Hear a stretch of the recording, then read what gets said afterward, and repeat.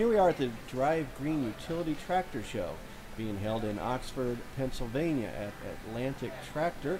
And with me I've got a couple guys with not one of the newer pieces of equipment out here on display, and I'm going to let them tell you about it here in just a second. We've got Harvey on the screen left side and Ted over here. Why don't you guys first of all just tell me your names and where you're from?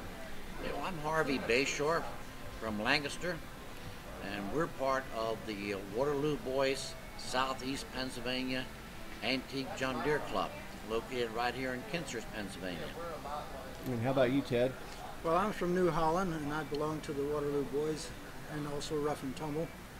And we like the older John Deeres, and we store them and use them, and have one on raffle here. It's a John Deere M, 1948 model. This is our 17th year of doing a raffle tractor, and we donate money to charitable funds with the proceeds.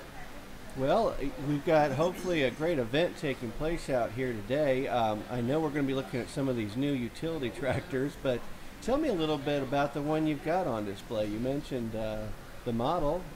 Well, it's a Model M. It was made in 1948. It took the place of the H. It was a utility type tractor. Very popular. It's a small type tractor for 1 and 2 bottom plows. Mm-hmm. Well, and the Waterloo Boys, for those who don't know, tell us a little bit about this club. Harvey, you want to? Okay.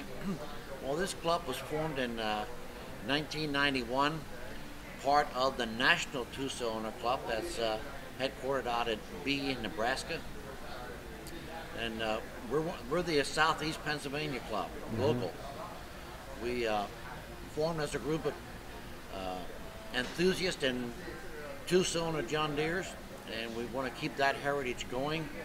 We specialize in two-cylinder John Deeres, but we also do equipment. It seems if you bring out a tractor that's 60, 70 years old, it displays better with a piece of equipment behind it from the same era.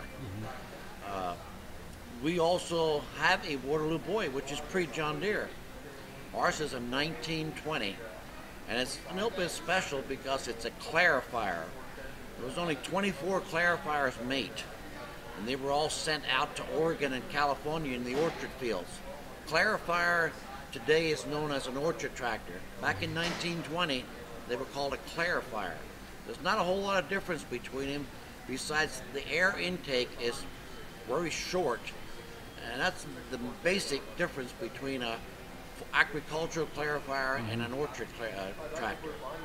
So we own that as a club. We found it out in Nebraska in 1998, and we brought that home. It took us a few more raffle tractors to sell to earn enough money to restore it. We tore it down in 2002, did a complete restoration on it. It was tore everything apart, engine, transmission, and everything. And 3 years later, we had it on display at the Pennsylvania Farm Show in its Sunday clothes, all dressed up. And it's our pride and joy. We love to take it out to different functions. We have John Deere dealerships in Lancaster County. They're going to have their 90th year being in business next year. They're going to have that tractor, which because it's 90 years old next year, on display in their shop. They have already asked us to do that. The Farm Show wants it at their display every year.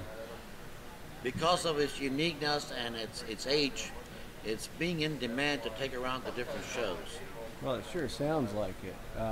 Now, when talking again about your raffle here today, tell me some of the organizations that you support with the proceeds from your raffle.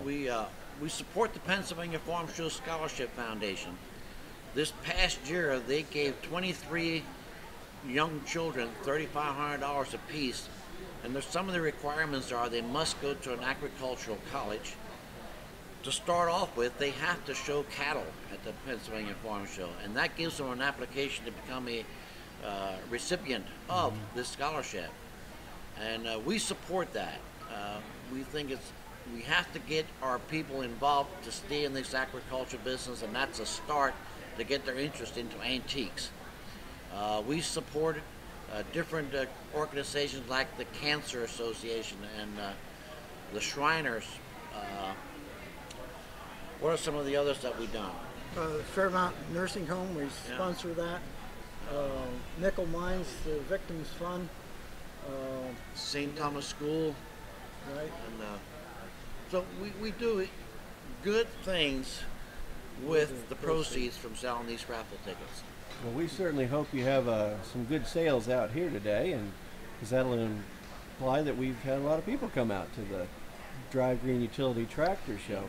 And before I leave, I know you guys are all about the antiques, but what do you think about some of these new utility tractors from John Deere? Have you had a chance to look at them yet?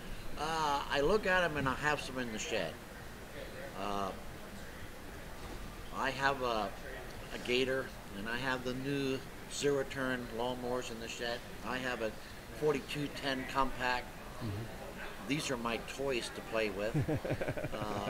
You'll find most of those units go down to Rough and Tumble, and I use them down there to keep the grounds up and work during a show.